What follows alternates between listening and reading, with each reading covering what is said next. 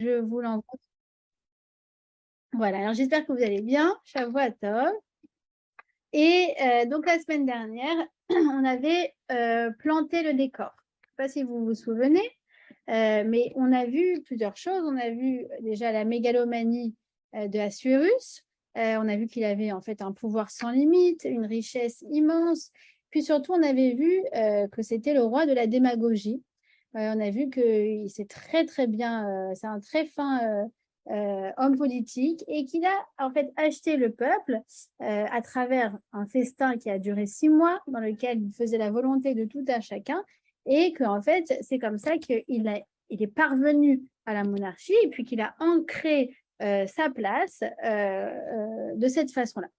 Mais surtout, on avait vu que son besoin d'affirmer son pouvoir venait en fait de son complexe d'infériorité, puisque en fait, à la base, il n'a aucune ascendance royale.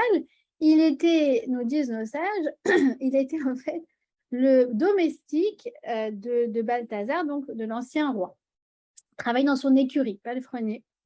Et en fait, un jour, il a trouvé un trésor qui l'a rendu très riche, et c'est comme ça que eh bien, il a acheté le pouvoir en faisant de la corruption, en achetant en fait les gens de son pays. Et on a vu la semaine dernière qu'il a fait un grand festin qui dure 6 mois et qui vise à deux choses.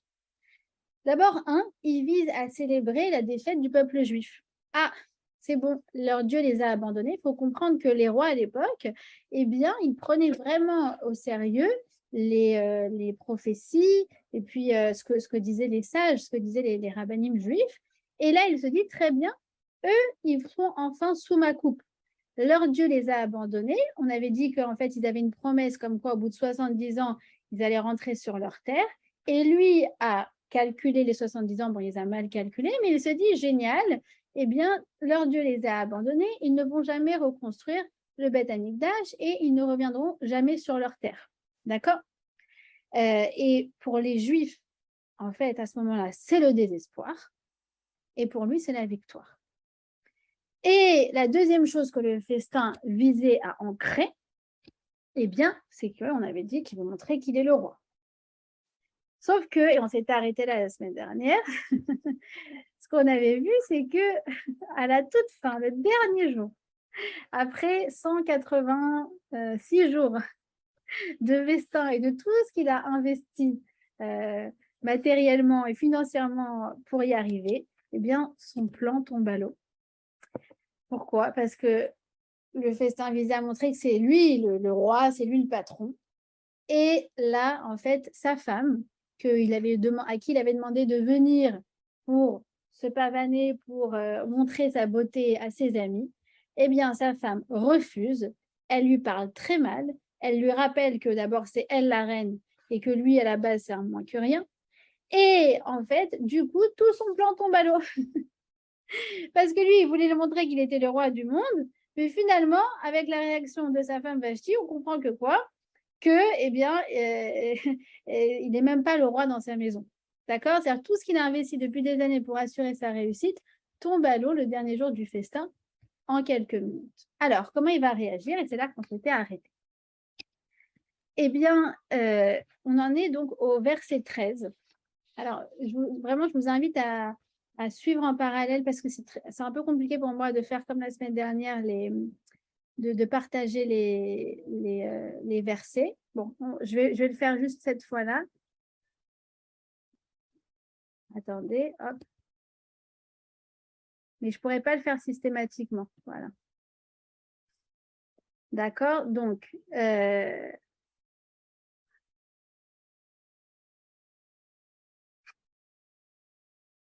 c'est écrit quoi? C'est écrit que en fait, elle a refusé. Donc ça, c'était le verset d'avant. Je vais vous montrer. La reine Vashti refusa de se présenter, suivant l'ordre du roi transmis par les eunuques. Et le roi en fut très irrité et sa colère s'inflamma. D'accord? Ensuite, on a quoi? On a le roi qui va demander aux sages. Alors, il y a marqué quoi? Il y a marqué à ceux qui connaissent le temps. D'accord? Les Chormé Yodéa Aetim. Ceux qui connaissent le temps, eh bien, la science du temps, il va leur demander conseil. Qu'est-ce qu'il faut faire selon la loi? Et ensuite, on a 7 personnes, 7 conseillers qui vont se présenter à lui. Et de nouveau, il va demander une deuxième fois qu'est-ce que je fais, quel traitement mérite d'après la loi la reine Vashti pour avoir des herbéries à l'ordre du roi. Donc ça, c'est le verset numéro 15. Et là, on va avoir Memouchan, on va voir c'est qui ce Memouchan, qui va s'approcher et qui va faire tout un plaidoyer pour finalement dénoncer Vashti et pour en fait dire qu'elle mérite tout simplement la peine de mort. OK? Alors, venez, on va regarder. Donc, je vous ai dit déjà, il va demander conseil aux spécialistes du temps, ceux qui sont initiés à la connaissance du temps. Alors, nous disent nos sages, c'est qui? C'est qui ces fameux spécialistes du temps? Eh bien, il s'agit des Talmidei Chachamim, d'accord? Ce sont les sages juifs. Pourquoi? Parce qu'en fait, vous savez que nous, dans la sagesse juive, nous avons déjà accès à l'astronomie. Et on sait calculer le temps. On a des connaissances que les nations n'avaient pas à l'époque. D'accord? Et aussi, c'est quoi cette notion d'être spécialiste dans le temps? C'est très joli, nous disent nos sages, c'est parce qu'ils sont experts dans les moments dans lesquels se trouve une personne qui s'adresse à eux. C'est-à-dire quoi? C'est-à-dire qu'ils savent repérer dans quel moment la personne se trouve. Est-ce qu'elle est frustrée? Est-ce qu'elle est triste? Est-ce qu'elle est joyeuse? Ils ont cette intelligence intuitive. C'est pour ça que les Talmidei Chachamim sont appelés dans ce verset les experts du temps. D'accord? Parce qu'ils sont spécialisés en astronomie et deux, parce qu'ils sont spécialisés en psychologie. D'accord? Et en fait, ils vont trouver un moyen de ne pas répondre. Ils vont se débiner, comme on dit. Ils vont dire à nous, on ne sait pas, tu sais, depuis que le Beth Amikdash a été détruit, on n'est plus aussi intelligent qu'avant. Et désolé, mais on ne va pas répondre à ta question. Pourquoi ils ne veulent surtout pas répondre? Parce qu'ils savent très bien qu'il est complètement instable et qu'il est complètement parano. Et ils se disent, si on lui dit, tu vas ch'ti, après, s'il regrette, il va nous tuer de l'avoir mal conseillé. Et si on lui dit non, mais passe outre, c'est pas très grave, il risque de dire quoi? Et mon ego, alors? Il risque de mal tourner et de les tuer aussi. Donc, ils vont trouver un prétexte pour ne pas lui répondre et ils ont raison. Parce qu'effectivement, quand après on va lui conseiller de tuer sa femme et qu'il va s'en mordre les doigts, et bien, il va tuer tout le monde. Sauf on va voir celui qui a été le principal conseiller. D'accord? Donc, c'est ce qui va se passer.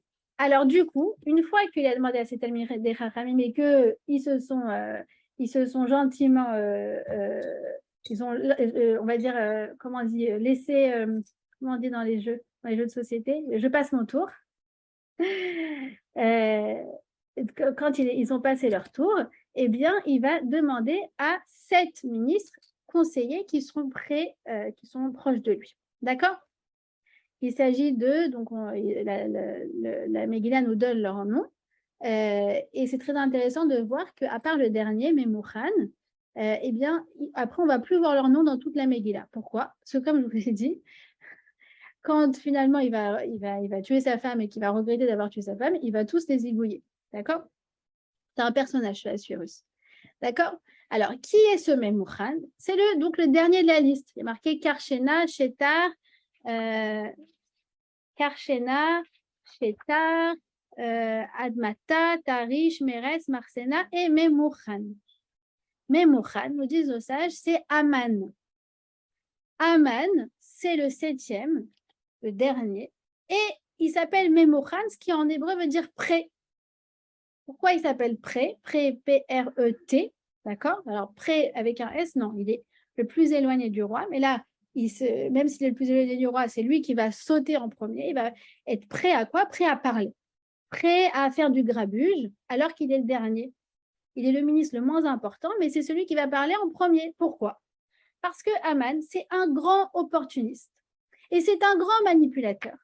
Et il a aussi beaucoup d'éloquence, vous allez voir. Et là, il va voir dans cette occasion, il va avoir dans cette situation une occasion en or d'arriver à ses fins. Alors, le roi dit, bon, qu'est-ce que je dois faire avec la Malka Vashti, avec la reine Vashti? Est-ce que vous vous souvenez, la semaine dernière, je vous avais expliqué cette petite façon, cette lecture que nous donne le Gaon du Vilna. Quand il y a marqué Malka Vashti, eh bien, c'est la reine Vashti, du fait qu'elle se considère comme la reine. Et qu'est-ce que je fais du fait qu'elle se prend pour ça qui il vient les voir et il leur demande. Et le plus étonnant, c'est qu'il demande qu'est-ce que je dois faire selon la loi. C'est quoi la loi? Qu'est-ce que la loi qui s'applique à elle du fait qu'elle a fait, entre guillemets, un crime de lèse-majesté? Hein, c'est ça la question qu'il pose. Le Midrash s'arrête 2 secondes. Il dit selon la loi, mais quelle hypocrisie. Il dit le Midrash pour Vashti. Là, un peu dur, ils disent pour Vashti la cochonne. Pourquoi pour Vashti la cochonne? Parce que le cochon dans le judaïsme, c'est celui qui met ses pattes en avant, qui prétend en fait être cachère parce qu'il a les sabots fendus, alors qu'il n'est pas cachère. Bah, Vashti aussi, c'est l'hypocrisie en fait. Vashti, elle est très hypocrite parce qu'en fait, elle a dit non, mais je ne veux pas y aller, je veux pas aller me pavaner toute nue devant tes amis par pudeur, mais dans le fond, c'est parce qu'en fait, elle ne voulait pas se soumettre à ça. D'accord, elle ne voulait pas se soumettre au roi. D'accord, on avait expliqué qu'elle était tout sauf pudique. Donc tout d'un coup, elle a sorti le prétexte de la pudeur, mais c'est absolument faux, c'est une hypocrisie totale. Alors nos sages nous disent quoi? Pour Vashti, la cochonne, il demande comment faire selon la loi, mais lorsqu'après il s'agira du peuple juif, d'un peuple entier, il n'y a plus de loi. Ah, là, on va décider de façon complètement aléatoire d'éliminer un peuple tout entier. Enfin, ça nous rappelle quoi? Ça nous rappelle l'histoire. Hein. Les Allemands, au début, les lois de Nuremberg. Et après, on décide comme ça de la solution finale en une soirée, en 1942. Selon quelle loi? Il n'y a plus de loi. D'accord? Alors, il va poser la question. Et là, Aman, il va répondre. Et il va dire quoi? Eh bien, déjà, on a dit que c'est celui qui est prêt à parler, c'est celui qui est prêt à se lancer. Il connaît le risque, parce qu'il sait que, comme les autres, que l'assurance, il est parano. Mais il a un intérêt. Il a un intérêt, et donc c'est pour ça qu'il est prêt à prendre ce risque. D'accord? Comme on dit en hébreu, en sikouy bli sikoun. Ça veut dire quoi? Quand il y a une opportunité, il faut savoir prendre le risque. D'accord? Et ils nous disent nos sages, ou kafatz rishon, il va se jeter à l'eau. D'accord? Et il va jouer super diplomate. Il va en fait faire tout un plaidoyer, d'accord? Et il veut absolument en fait parvenir à ses fins. Qui est quoi? Quelles sont ses fins? C'est d'éliminer Vashti. Vashti le dérange. Pourquoi? D'abord parce qu'ils sont rivaux. En fait, lui et Vashti se détestent parce que chacun essaye de manipuler le roi à sa façon et dans son sens. D'accord? Ça, c'est la première chose. Donc, il dit, très bien, si je l'élimine, c'est bon, je vais pouvoir faire ce que je veux du roi. Deuxièmement, lui et Vashti se détestent parce que, en fait, elle a un malin plaisir à l'humilier en public. D'accord? Et apparemment, elle avait comme petit jeu de le frapper avec sa chaussure. D'accord? Pour celles qui sont séfarades et qui ont déjà vu des gens frapper avec une babouche. Ça vient peut-être de Vashti. D'accord? Et là, il se dit, ça y est, c'est le moment de prendre ma revanche. Enfin, de toute cette humiliation qu'elle m'a fait subir. Et troisièmement, nous disent nos sages, il a aussi un intérêt, c'est qu'il veut placer sa fille. D'accord? D'ailleurs, il va le dire dans un lapsus révélateur, puisqu'en fait, il va dire, donc il faut tuer Vashti, il va dire, dans le verset 19, donc on va la tuer, l'otavo Vashti lifnei hamelech Achashverosh, umalchuta iten hamelech lereuta hatova mimena. Et non seulement tu vas l'éliminer, mais tu vas donner la royauté à une femme qui est mieux qu'elle. Ça ne se fait pas du tout. C'est complètement déplacé. Je ne sais pas si vous vous rendez compte. Tu vas être veuf, mais tu vas prendre une autre femme qui va remplacer, ta reine. Ce n'est pas du tout le moment de lui dire ça.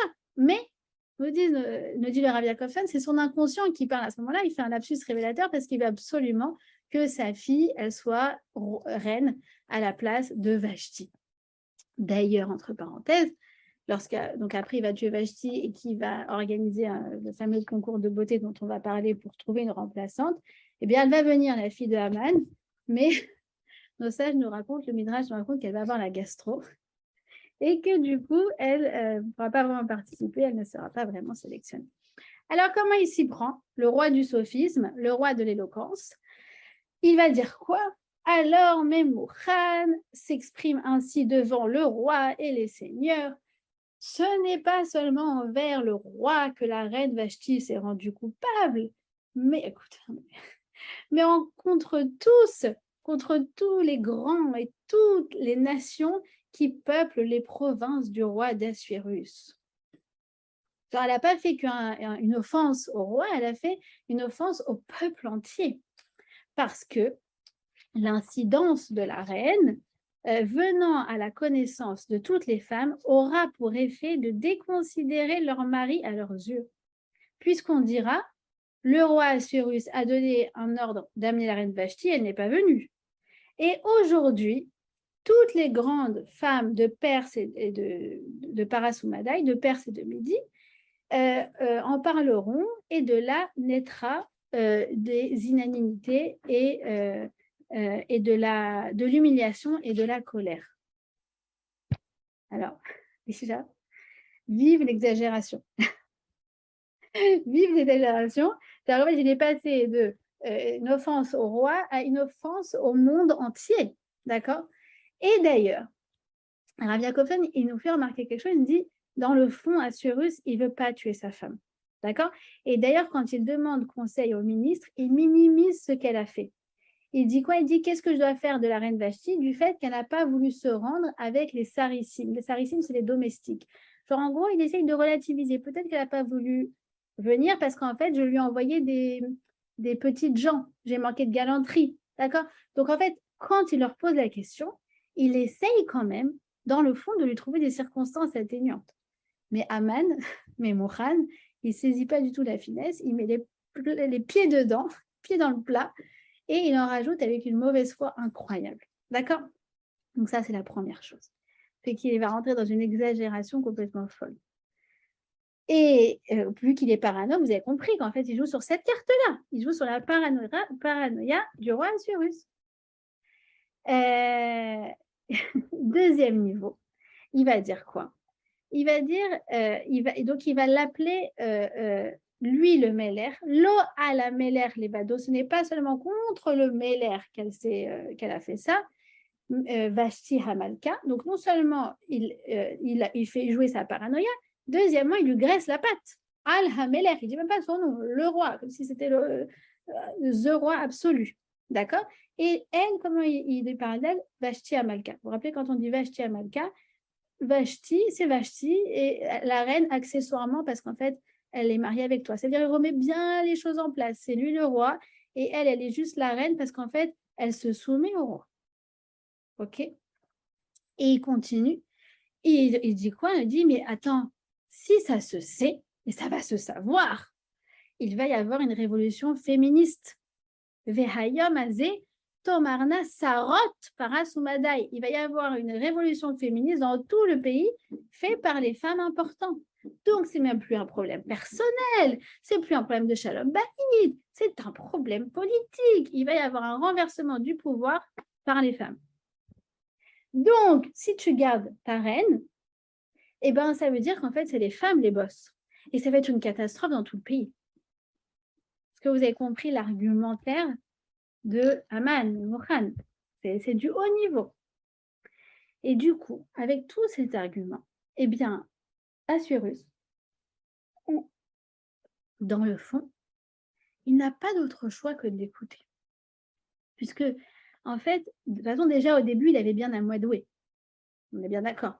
Mais en plus, il l'a mis dans une situation où Assuérus, il a le sentiment qu'il n'a pas d'autre choix que de tuer sa femme.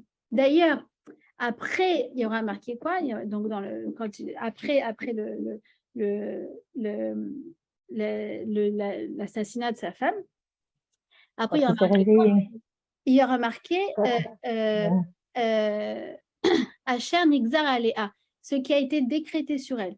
Pas ce que lui, il a décrété. En gros, le fait qu'il était un peu... D'ailleurs, il a regretté. Il a regretté après. Après, il a regretté. Mais en fait, Aman, il lui a tendu un piège, dans le sens où il l'a mis dans une situation où, eh bien, il n'avait pas d'autre choix que de la tuer. Ben oui. Et deuxièmement, il n'avait pas d'autre choix aussi que de le promouvoir. Pourquoi? Parce que justement, pour montrer que celui qui graisse la patte du roi, celui qui soutient le roi, celui qui renforce sa position, est digne de monter dans la hiérarchie. D'accord? Donc, on apprend de ça qu'en politique, tout tient très souvent à rien, si ce n'est la recherche de l'ego et la manipulation et la flatterie. En fait, il lui a fait, si vous voulez, le coup du corbeau et du renard. Il est parvenu à ses fins par la flatterie. D'accord? Et écoutez bien, il ne va pas s'arrêter là, Aman. Et là, c'est vraiment, c'est drôle. Vraiment, c'est drôle. Parce qu'il ne va pas s'arrêter là. Et d'ailleurs, je en profite pour que vous émettiez une loi. D'accord? On va parler de ça. Alors, c'est quoi cette loi? Eh bien, cette loi, ça va être que on va envoyer des lettres dans tout le pays pour que tout homme soit maître dans sa maison. Et que la langue de chaque maison, ce soit la langue maternelle de l'homme. C'est-à-dire que si un Italien s'est marié avec une Française, à la maison, on devrait parler l'italien. Et là, vous dites, mais quel rapport? Alors déjà, une première chose. Première chose qui est très, très importante, on a dit quoi? On a dit qu'il va demander qu'une lettre soit émise par le roi. Et là, en fait, dans cette petite chose qui a l'air toute simple, eh bien, un décret soit émis par le roi, Yetse Davar Milefanav, c'est dans le verset 19. Eh bien, on a l'impression que c'est quelque chose d'absolument anodin, mais non, il y a un très, très gros changement. En fait, vous voyez que pour Vashti, il fallait quand même réunir un tribunal, d'accord, pour décider quelle allait être la loi. Mais là, en fait, à partir de maintenant, eh bien, le Gaon de Vilna explique qu'il a fait faire un changement, comme quoi, eh bien, Assuérus pouvait émettre des lois tout seul. Jusqu'à maintenant, ça ne se faisait pas. Il y avait quand même une sorte de démocratie, genre de parlement, d'accord? Il y avait le pouvoir, comment ça s'appelle, le pouvoir judiciaire, d'accord? Le pouvoir parlementaire. Mais là, en fait, il lui dit, à partir de maintenant, tu n'as plus besoin tu vas émettre une loi comme quoi, tu n'as plus besoin d'avoir un recours à un tribunal pour tuer quelqu'un. D'accord? En fait, ça devient une dictature.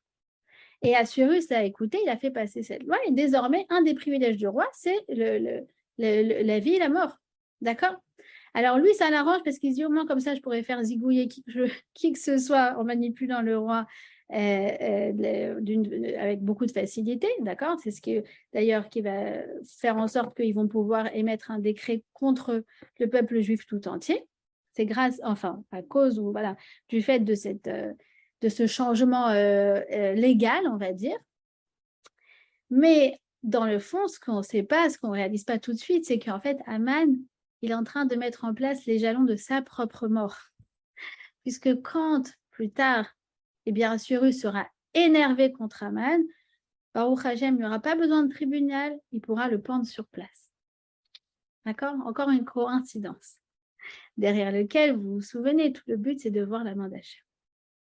Alors maintenant, on va s'intéresser un peu à cette idée d'expédier des lettres, comme quoi chaque homme sera maître dans sa maison et comme quoi chaque homme pourra s'exprimer dans sa langue maternelle. Quel rapport avec les hommes dans sa maison, dans leur maison? Alors, le Gaon de Vilna explique que Haman, il y avait aussi des problèmes de shalom bayit, de paix dans les ménages avec sa femme Zeresh. Et donc, eh bien, Zeresh, elle lui menait la vie dure.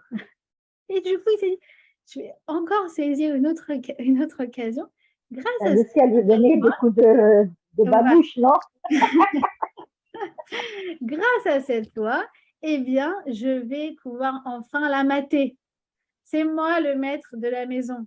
Elle me devra enfin le respect. Alors nous, les Juifs, vous savez, on sait très bien que le respect, ça ne s'impose pas. Ça ne s'est jamais imposé, ça ne s'imposera jamais. Le respect, si on l'impose, c'est un échec, en fait. C'est de la dictature. Mais ce n'est pas ça la vraie autorité. Ce n'est pas ça le vrai respect. Ce n'est pas ça le vrai kavod. Ce n'est pas ça la vraie considération. Le vrai kavod, en vérité, il ne s'impose pas. Il s'inspire. On doit chacun donner envie aux autres. Ça va de soi. Ça ne tient qu'à nous. Et nous, on dit quoi? Qui est quelqu'un de respectable? Celui qui respecte les autres. D'accord? C'est quoi qui respecte les autres? Mechabed et tabriot. Ça veut dire, c'est quoi les briottes? Ce sont les créatures. Je te respecte parce que tu es une créature d'Hachem. Premièrement. Et lorsque quelqu'un est capable de faire ça, de manière naturelle, alors c'est quelqu'un qui va venir inspirer à son tour le respect. Nous, on sait que c'est comme ça que ça marche. D'accord? Et deuxièmement, Mechabed et tabriot, c'est celui qui se respecte lui-même. Celui qui a un respect de soi, alors lui, il va être digne de respect. D'accord? Donc, ça, c'est la première chose. Il a saisi une occasion pour imposer la loi chez lui. C'est juste vraiment, on est vraiment dans la cour de récré, quoi. Vraiment, on est dans la cour de récré. Et deuxièmement, c'est quoi le rapport avec le fait qu'elle doit parler dans la langue maternelle de son mari? Qu'est-ce qu'on s'en fiche? Si un Anglais, il est marié avec une Espagnole, qu'est-ce que ça change qu'elle va devoir parler en anglais? Parce qu'en fait, quand on se dispute et qu'on essaye de mater l'autre, alors si on parle dans notre langue maternelle, c'est beaucoup plus facile de convaincre et de gagner. D'accord? Vous avez compris la folie de Haman? D'accord? Et ça, c'est encore un des miracles de la Megillah. C'est qu'il va suivre le conseil de Haman et il va donc faire envoyer des lettres comme quoi toutes les femmes doivent venir se soumettre à leur mari. Imaginez-vous, non mais imaginez-vous, je sais qu'on est il y a 3000, il y a 3000 ans, il y a 2500 ans, pardon, mais je veux dire, c'est d'un ridicule pas possible. Les femmes doivent se soumettre à leur mari dans la maison. Ça n'a jamais été comme ça que les choses ont fonctionné, d'accord? Alors, qu'est-ce que ça va faire? Regardez, ces lettres, elles vont faire passer Assuérus pour un idiot. Et ça aussi, c'est une chance. C'est une grande chance. N'oubliez pas, encore une fois, on veut voir la main d'Hachem qui se cache derrière ça. Parce qu'en fait, ça va le faire prendre pour un idiot, pour un fou, d'accord? Alors, qu'est-ce que ça va faire? Ça va faire que quand, plus tard, ils vont recevoir les fameuses missives, les fameuses lettres, comme quoi ils doivent tuer tous les Juifs dans un an. Ils se sont dit quoi? Ils se sont dit, mais attendons de voir si ce malade mental change d'avis. Parce qu'ils ont compris que c'était un malade mental.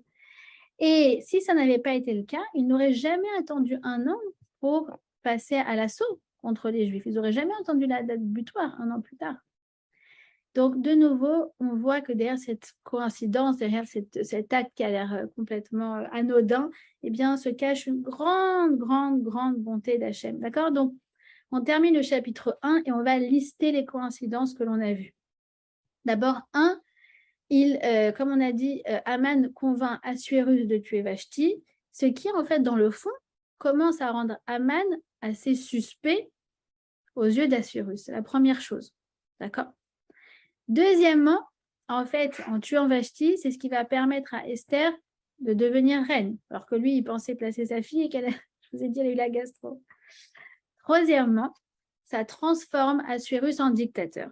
On avait dit qu'il avait fait passer cette loi comme quoi il avait droit de vie et de mort sur tout un chacun, ce qui permettra en fait, effectivement, d'avoir ce terrible décret contre le peuple juif, mais plus tard, de tuer Haman sans consulter qui que ce soit, sur le coup.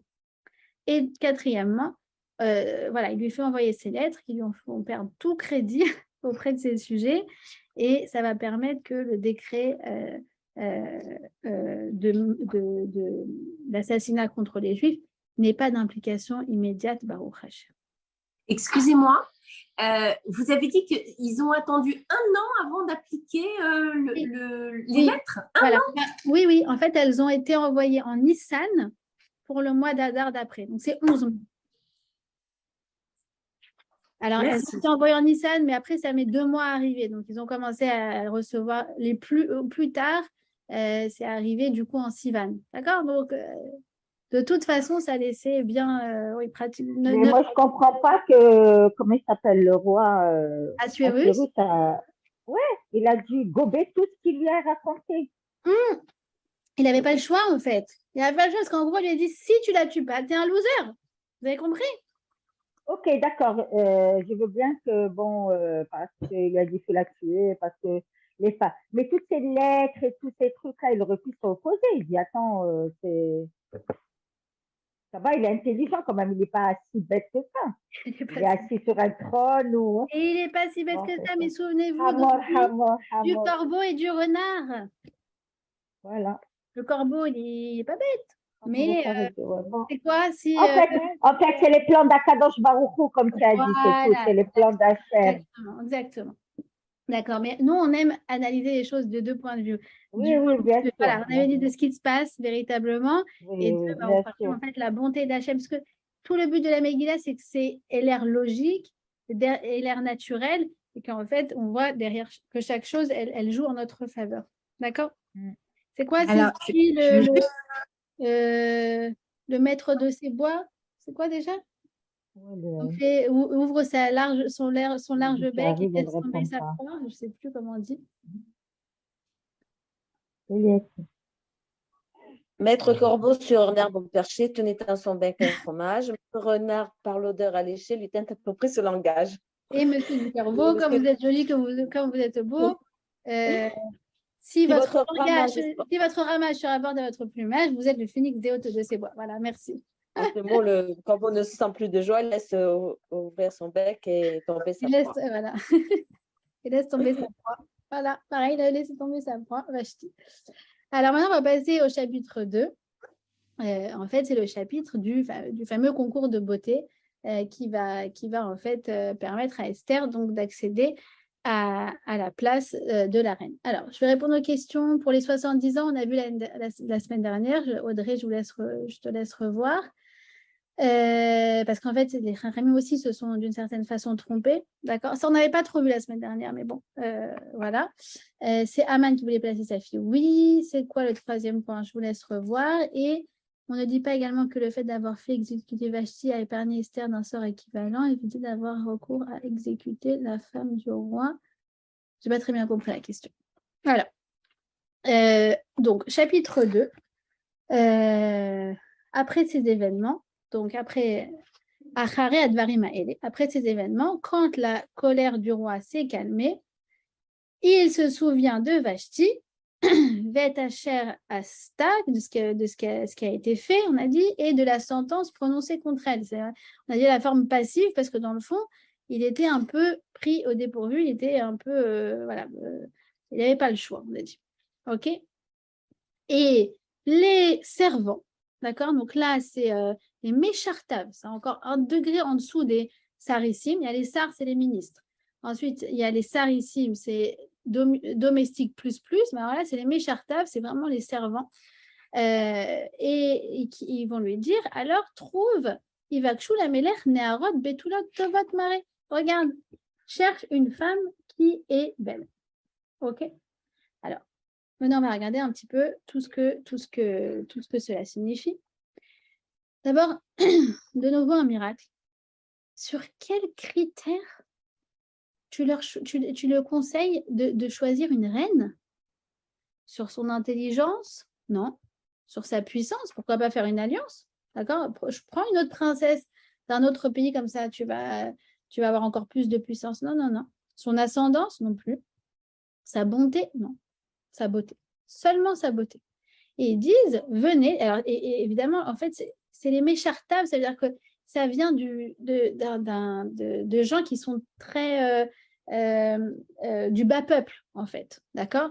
Parce que si c'était les ministres qui avaient conseillé, jamais de la vie, ils auraient conseillé de choisir la reine sur un critère aussi superficiel que la beauté. D'accord? Donc, ils disent, on va organiser un concours mondial, un concours de beauté mondial. C'est le premier Miss Monde qui va être réalisé. Et ça aussi, c'est un véritable miracle que ce soit ça le critère, la beauté, et que ça ne soit pas un critère objectif, parce que objectivement, Esther n'a aucun critère pour être reine. D'accord? La seule chose, c'est qu'elle va lui plaire. Arrive le verset numéro 4. Il y a écrit quoi? Celle qui va trouver grâce aux yeux du roi, c'est celle qui devra être reine à la place de Vashti. Alors, ça, c'est aussi un autre miracle. C'est quoi cet autre miracle? C'est que après le traumatisme d'Assuérus, de façon logique, il aurait dû prendre une femme, une reine, il aurait dû amoindrir le pouvoir de la reine. Il aurait dû se dire, je vais pas prendre, je vais faire en sorte que la reine ait moins de pouvoir. D'accord? Mais non, de façon miraculeuse, eh bien, il va laisser le pouvoir à la reine. D'accord? Et c'est ça ce qui, à long terme, va permettre à Esther de sauver son peuple. D'accord? Normalement, il aurait dû prendre une femme et vous savez, c'est une poupée, quoi. C'est sa marionnette, mais elle a aucun pouvoir. Non, il va lui donner le même pouvoir qu'à Vashti. C'est-à-dire qu'en fait, on voit encore une fois que derrière ce qui a l'air logique et naturel, c'est tout sauf logique et naturel. D'accord? Et là, on va nous présenter Mordechai.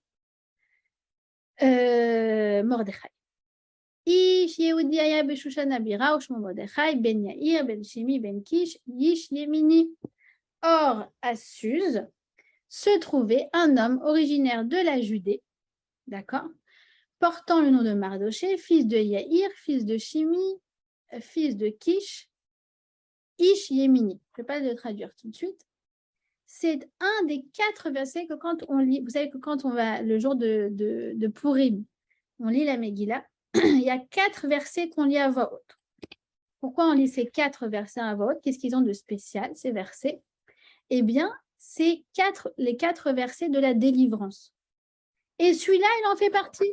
Là, tu dis, je ne comprends pas, ça n'a rien à voir. Quand tu dis, ah, et les Juifs ont été sauvés, je peux comprendre qu'on lit ça à tout le monde à voix haute, d'accord? Mais alors là, il y avait un homme qui s'appelait Mordechai, qui était le fils de Yaïr. Je ne comprends pas pourquoi on lit ça à voix haute. Eh bien, parce que nous disent nos sages, à partir du moment où il y a un tzaddik, à partir du moment où il y a de la Torah, alors la délivrance a déjà commencé. Même si nous, on ne le voit pas tout de suite. D'accord? Alors, dans la façon dont on nous décrit Mordechai, eh bien, il y a une certaine bizarrerie, d'accord, que j'aimerais qu'on voit ensemble, et ça va nous permettre de encore mieux comprendre le contexte politique dans lequel se trouve le peuple juif. Alors, c'est la première fois qu'on nous parle d'un Yehudi. Ish Yehudi. Avant, on s'appelait des Ivris. Avant, on s'appelait aussi les Bnei Israël. Mais jamais on nous a appelés des Yehudim. Pourquoi à partir de maintenant, on nous appelle des Yehudim? Mais jusqu'à aujourd'hui, en fait, on s'appelle juif, Jewish, Judéo, dans toutes les langues. Si je ne me trompe pas, à part en russe, dans toutes les langues, eh bien, le mot juif, c'est la traduction du mot Yehudi. D'accord? Eh bien, ce nom va nous accompagner jusqu'à aujourd'hui. Qu'est-ce qu'il y a de spécial dans le... C'est quoi? C'est cette nouveauté, cette innovation de nous appeler juifs, Yehudim, et pourquoi ça nous accompagne jusqu'à maintenant? Alors, comme je vous ai dit, les Juifs, en fait, à cette période de l'histoire, ils sont en exil, ils sont partis en galoute, d'accord? Ils sont dans cet empire de Paras ou Madaï, de Perse. Et en fait, quelques années auparavant, eh bien, l'empire babylonien avait exilé les 10 tribus du royaume du Nord. En fait, le royaume d'Israël, d'accord, donc le pays des Juifs, si vous voulez, à l'époque, enfin, des Hébreux, a été scindé en deux. Il y avait le royaume d'Israël et le royaume du Nord, d'accord? dans le royaume d'Israël habitaient la tribu de Yehuda et la tribu de Binyamin. Il n'y avait que 2 tribus, d'accord? Et il y avait aussi quelques réfugiés du nord, donc il y en avait quand même un peu des autres tribus. Et puis il y avait aussi des Kohanim et des Lévi'im. Et lorsque, Sancheriv est venu, donc l'empereur babylonien, il a d'abord attaqué le nord et il les a exilés. Et jusqu'à aujourd'hui, on les a perdus. C'est les fameuses 10 tribus perdues. Et en fait, il ne reste à cette époque-là, c'est très triste, et jusqu'à aujourd'hui, c'est comme ça, il ne reste que les tribus de Yehuda et de Binyamin, dont nous sommes descendants. D'accord? Donc, la Megillah nous parle en permanence des Yehudim, parce qu'en fait, nous, depuis cette époque-là, nous sommes issus du royaume de Juda. D'accord? En vérité, c'est la vraie traduction de Yehudim, ça veut dire judéen. D'accord? Eh bien, Mordechai, il est un Yehudi. D'accord? Il est un Yehudi au sens large, parce qu'à partir de ce moment-là, on parle que des Yehudim. D'accord? Le peuple juif, c'est ni les Hébreux, ni les Béné Israël. On les appelle maintenant les Yehudim, c'est plus facile. C'est plus facile. C'est un raccourci, si vous voulez. Mais lui, en fait, il fait partie d'une sous-tribu de ces Yehudim. Eh bien, il est Ish Yemini. Ish Yemini veut dire quoi? Veut dire qu'il appartient à la tribu de Binyamin. D'accord? Donc, oui, il a été exilé avec tous les Judéens, avec tous les Yehudim, avec tout le royaume de Juda. Mais lui, spécifiquement, Mordechai, il appartient à la tribu de Binyamin. D'accord?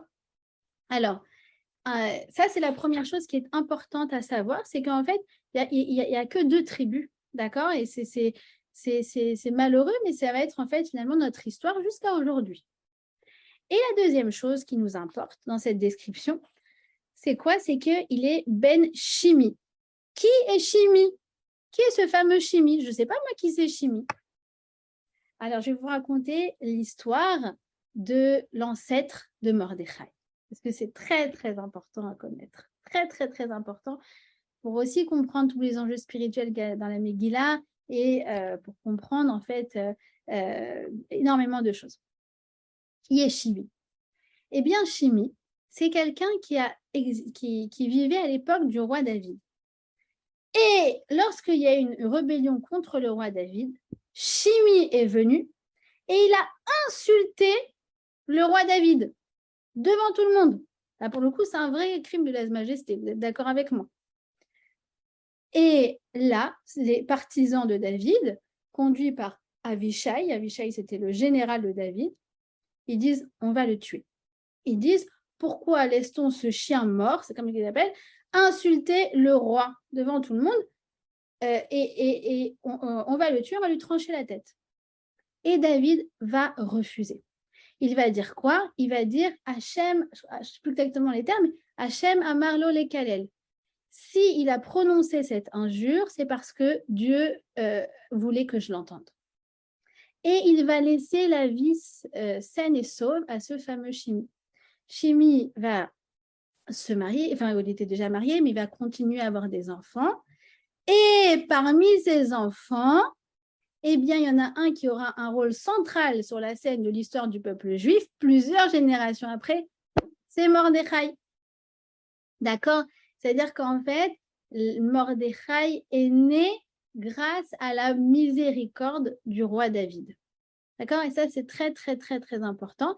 D'ailleurs, je vais revenir sûrement dans d'autres cours sur Aman, qui lui aussi est né d'une histoire justement qui est similaire, mais là, on parlera d'une mauvaise rachamim, d'une mauvaise miséricorde.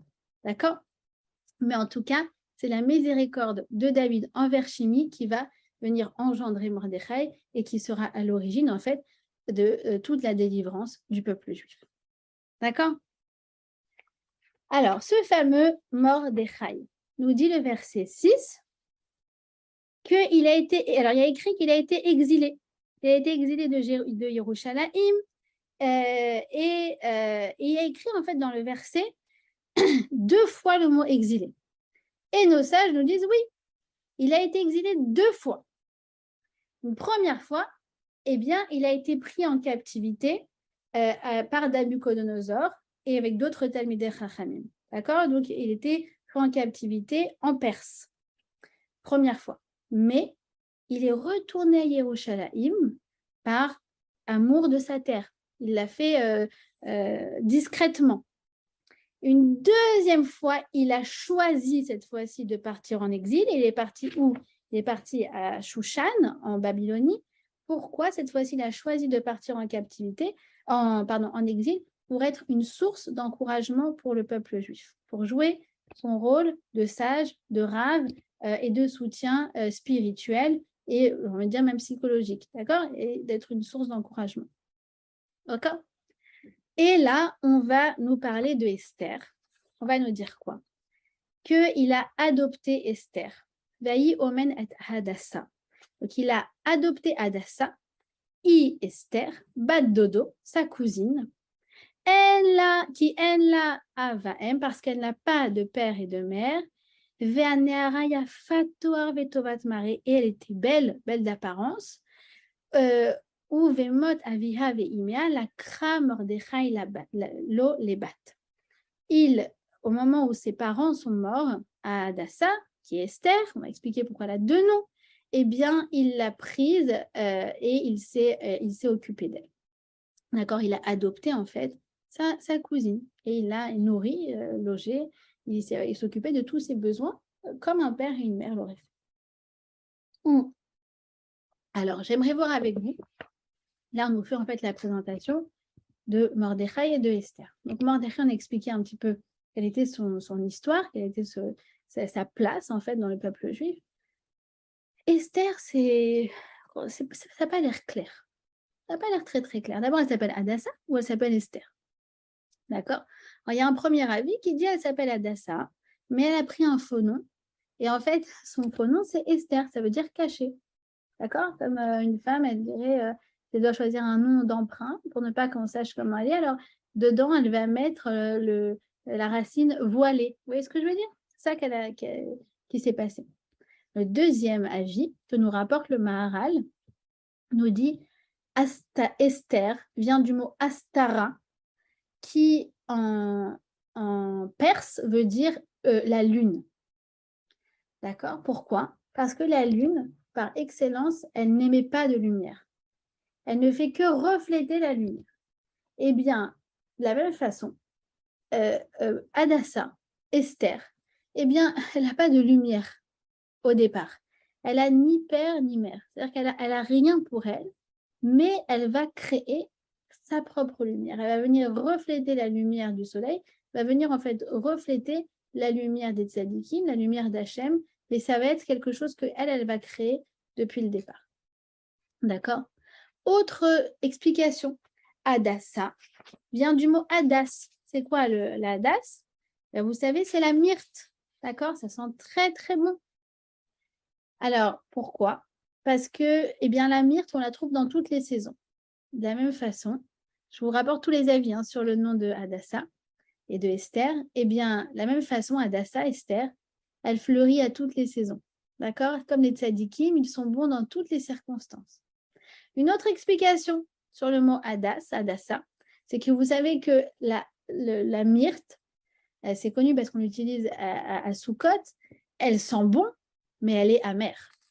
Eh bien, de la même façon, Esther Hadassa, elle sait très bien être douce, être bonne, être parfumée quand c'est nécessaire. Mais quand elle doit attaquer, c'est une lionne. Et elle va nous montrer plus tard ces démonstrations de femme amère. Elle est capable de l'être, d'accord? Quand elle va dénoncer Aman Ara Aziz, ce méchant Aman, d'accord? Elle va sortir toute l'amertume qu'elle a. Le montre avec le doigt, d'ailleurs, elle le montre. Oui. Celui-là. Exact. Ensuite, la question, et ça c'est une grande question, est-ce qu'elle était objectivement belle? Elle a écrit qu'elle est Yafat Toar Vetovat Mare.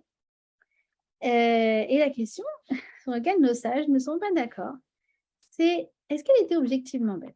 C'est pas sûr. D'accord? D'ailleurs, il y a un midrash qui nous dit qu'elle était pourquoi elle s'appelait Hadassah, myrte? Parce qu'elle était verte, elle était Yerakrak. Yerakrak en hébreu, ça veut dire verdâtre. D'accord? C'est pas très beau comme mine, elle n'avait pas bonne mine.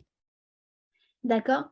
Pour nous dire que quoi? Que peu importe si elle était objectivement belle, si elle avait objectivement des beaux traits, ce qui est sûr, en tout cas, c'est qu'elle plaisait à tout le monde.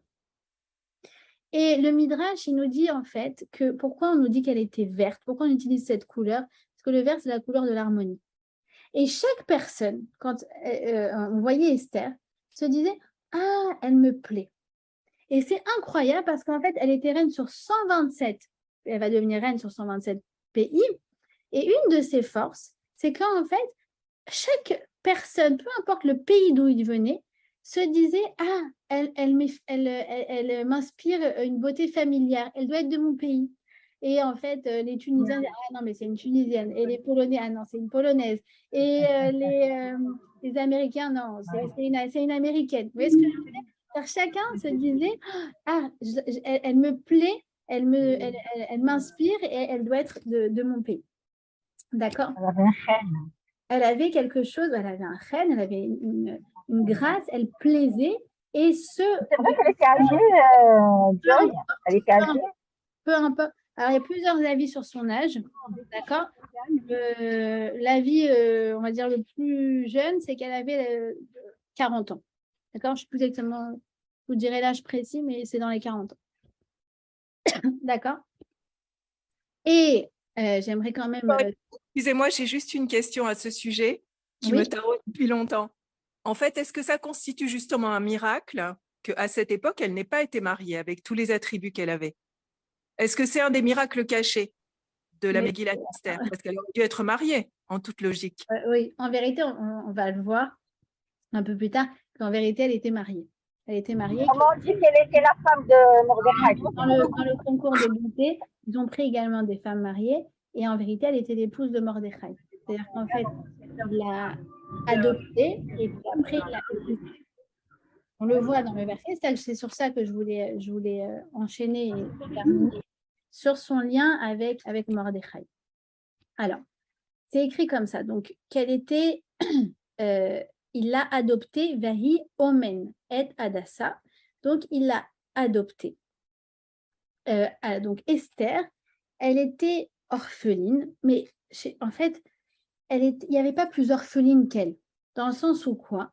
Où sa mère est morte en lui donnant naissance et son père est mort avant sa naissance. C'est-à-dire qu'elle est plus orpheline au monde qu'elle, il n'y a pas.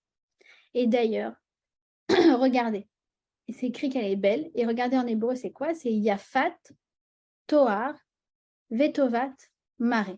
Ça nous donne quoi l'acrostiche de c'est Yud, Tav, Vav et Mem. Ça donne quoi? Ça donne Yatom, orpheline. C'est-à-dire que derrière la description de sa beauté, on nous rappelle que derrière ça, eh bien, se cache avant tout une fille orpheline. Et son orphelinat, ça, en fait, c'est un handicap, parce qu'en fait, elle va commencer sa vie avec des grandes faiblesses. Mais Esther, vous allez voir qu'en fait, elle va faire de son orphelinat sa force. Comment? Eh bien, nous dit le Midrash, Vei Omen et Hadassah, il l'a adopté, d'accord? Il l'a adopté, eh bien, vous entendez le mot Omen, vous entendez aussi le mot Amen. Ça veut dire qu'en fait, Mordechai, ce n'est pas seulement qu'il l'a adopté, mais c'est qu'il lui a appris à dire Amen. Il lui a dit, sache que quand tu n'as ni père ni mère, sache que tu as Hachem qui est Amen, El, Melech, Neeman, qui est un roi digne de confiance sur qui tu peux te reposer. C'est-à-dire qu'en fait, elle arrive au monde avec rien, si ce n'est la Emouna. Et qu'est-ce qui nous permet, nous, d'avoir confiance dans la vie? Eh bien, c'est une mère. La mère, c'est la certitude, c'est elle qui crée la certitude. Eh bien, Mordechai sait qu'elle n'a aucune certitude, elle n'a pas de mère, elle n'a personne sur qui compter. Alors, il lui enseigne le mot Amen. Alors, Amen, c'est M, la mère, plus Nun. Nun, c'est une lettre qui est la plus longue dans l'alphabet. C'est la lettre de la chute. Sache que quand tu n'as pas de mère, quand tu n'as pas de certitude, et quand tu sens la chute, alors tu peux dire El Melech Ne'eman. Tu peux faire confiance à Dieu, il est avec toi. D'accord? Ça veut dire qu'en fait, il a substitué le mot Amen au mot M, au mot maman, en lui disant, tu n'as peut-être pas de mère, mais ta force sera ta Emouna. Et Esther, elle va créer un lien avec Dieu qui est aussi puissant que une fille avec sa mère. C'est-à-dire que quand elle rentrait de l'école, par exemple, elle n'avait pas une mère à qui se plaindre. Alors du coup, vers qui elle se tournait? Vers Hachem. Ah, Hachem, tu sais, le petit garçon m'a fait ça, et la petite fille, elle m'a fait ça, et ça, et ça. Tu sais, Hachem, j'ai galéré aujourd'hui. Tu sais, Hachem, il m'est arrivé ça, tu sais que...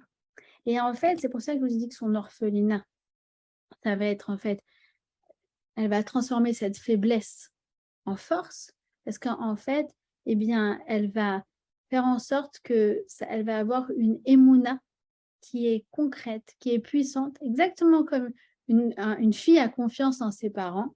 Elle sait qu'ils sont toujours là pour elle et qu'ils font le mieux pour elle et qu'ils seront toujours là pour la défendre. Bien, de la même façon, elle va créer un lien aussi concret avec Akadosh Baruch Hu, et ça va être sa force, ça va être la façon dont Mordechai va lui apprendre la vie. Et le verset se termine par quoi? Vaikar lo lebat, la kra Mordechai lo lebat, il l'a prise comme fille. Nos sages nous disent, ne lis pas le mot bat, mais lis le mot baït.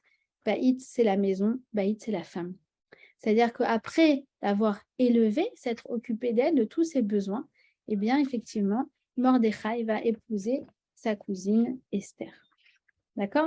Alors, évidemment, ce n'est pas dit de façon explicite parce que la Megillah a été écrite à l'époque où Assuérus était encore vivant. Donc, voilà, il faut savoir lire entre les lignes pour comprendre en vérité quelle était la nature de leur lien. Voilà. On s'arrête là? On a bien planté le Merci décor beaucoup. Merci beaucoup. Voilà, Shavua Tov. Je vous laisse à vos réflexions. Merci beaucoup, à Merci bientôt. beaucoup. Illuminez le dimanche matin. Merci beaucoup, Shavua Tov. Shavua Tov. Merci, Shavua Tov. Merci beaucoup, Joy.